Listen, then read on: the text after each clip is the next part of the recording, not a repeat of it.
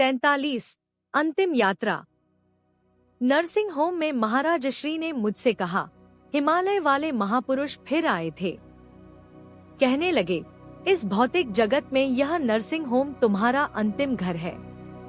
इसे छोड़कर जब तुम यहाँ से निकलोगे तो हम तुम्हें वहीं ले जाएंगे जहाँ तुम्हारा आसन तुम्हारी प्रतीक्षा कर रहा है। बस अब कुछ ही दिनों की बात है। यह सुनकर मेरी आंखों के सामने अंधेरा छा गया। महाराज श्री कहते जा रहे थे, याद है न मेरी बात कि मेरे शरीर की समाधि नहीं बनाना, गंगा जी में ही प्रवाहित करना। हमारी परंपरा में अभी तक समाधि का प्रचलन नहीं है। मृत शरीर को गाड़ कर रखने का कोई अर्थ नहीं। कीड़े खाएं या मछलियाँ, इसमें कोई अंतर नहीं पड़ता, किंतु समाधि के नाम पर बहुत कुछ ऐसा होता है जो कि नहीं होना चाहिए। मैं सुनता रहा, विचार करता रहा। इतने में डॉक्टर ने कमरे में प्रवेश किया। उसने परीक्षण किया, नर्स को कुछ निर्देश दिए और चला गया। महाराज श्री काफी अशक्त हो चुके थे। प्रोस्टेट ग्लैंड की तकलीफ काफी बढ़ गई थी। निश्चित समय पर उनका ऑपरेशन कर दिया गया था। महाराज श्री और मैं कमरे में अकेले ही थे। कहने लगे, घबराना नहीं, दीपक अपना तेल जलाकर ही प्रकाशित होता है। यह जीवन तपने के लिए ही है। जो तप कर पिघलता नहीं, उसकी ढलाई भी नहीं होती। भगवान जो करते हैं उसे प्रसाद समझना तथा प्रसन्न रहना। यह सुनकर मैं रोने लगा। उन्होंने कहा, रोते क्यों हो? यह तो खुशी का अवसर है। शरीर की सीमाएं तोड़कर मैं तुम्हारी अधिक सहायता कर सकूंगा। तुम जब चाहोगे मुझे अंतर में देख सकोगे। मुझे भौतिक बंधन में पड़ा हुआ देखने की तुम्हारी आदत हो गई है, इसलिए रोते हो। इतना कहकर महाराज श्री चुप हो गए। चुप हुए तो ऐसे कि फिर बोले ही नहीं। उनकी वाणी सदैव के लिए मौन हो गई। यह पक्षाघात का दूसरा आक्रमण था जो कि पहले से भी अधिक भीषण था। अब वे केवल देखते रह जाते थे, बोल नहीं पाते थे। ज्ञान का जल प्रवाहित होने वाला झरना सूख गया था। अब कभी भी स्नेह में फटकार सुनने को न मिलेगी।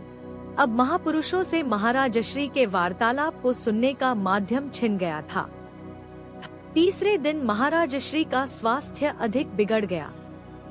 पक्षाघात का एक और आक्रमण। दायां पांव तथा हाथ एकदम बेकार। ऐसा लगने लगा कि अब थोड़ी ही देर की बात है। लोगों से राय लेने के बाद मैंने डॉक्टर से कहा, आप हमें साफ साफ बता दें कि कोई आशा है कि नहीं। महाराज श्री की इच्छा गंगा किनारे शरीर त्याग करने की है।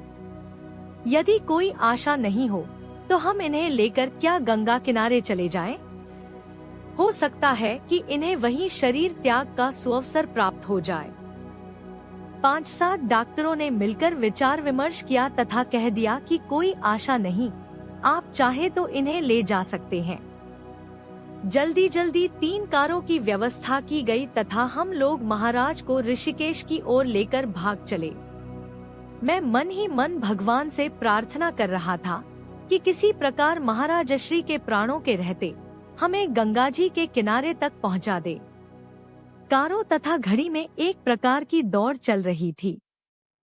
रास्ते में हम एक बार भी कहीं नहीं रुके। सायंकाल 8 बजे के लगभग हमारी गाड़ी हरिद्वार में हर की पौड़ी पर खड़ी थी। मैं जल्दी में एक गिलास में गंगा जल ले आया तथा कहा, महाराज जी इस समय हरिद्वार में हैं, हर की पौड़ी पर खड़े हैं, यह गंगा जल है। पता नहीं महाराज श्री ने सुना कि नहीं। मैंने थोड़ा सा गंगा जल उनके मुंह में डाला। उसके पश्चात ऋषिकेश की ओर हम आगे चले। कोई आधे पौने घंटे में हमारी गाड़ी योगश्री पीठ के सामने सड़क पर खड़ी थी। हम सोच ही रहे थे कि ऊपर आश्रम पर जाकर महाराज श्री के आने का समाचार दे, किंतु महाराज श्री सारे जगत के साथ साथ आश्रमों का भी त्याग कर चुके थे। अपने जीवन काल में भी उन्हें किसी आश्रम से कोई आसक्ति नहीं थी। वे आश्रम या घर को केवल ठिकाना मानते थे, जहाँ शरीर को रखा जाता है तथा जहाँ अपने कर्तव्यों का पालन किया जाता है। वे किसी आश्रम में अपनी अंतिम सांस लेकर आश्रम के साथ अपने आप को संबद्ध नहीं कर लेना चाहते थे। महाराज श्री का संकल्प किसी आश्रम में नहीं, गंगा किनारे शरीर त्याग का था तथा हमारी गाड़ी इस समय ठीक गंगा किनारे ही खड़ी थी। यहीं पर महाराज श्री ने अंतिम सांस ली। उनकी इच्छा, आज्ञा तथा कथनानुसार उनके शरीर को गंगाजी में प्रवाहित कर दिया गया। जिन गुरुदेव ने जगत का स्वार्थमय यथार्थ स्वरूप दिखलाया, जीव के मन की कलुषित एवं विभत्त स्थिति को उसके समक्ष उजागर प्रत्यक्ष किया, जीवन की असारता तथा अस्थिरता की ओर ध्यान दिलवाकर उसकी सदुपयोगिता की ओर संकेत किया तथा भटके जीवों को परमार्थ के कल्याणकारी पथ पर आरूढ़ किया, वह पंच भौतिक दृश्यात्मक जीवन का पटाक्षेप कर सदैव के लिए संसार से चल दिए थे।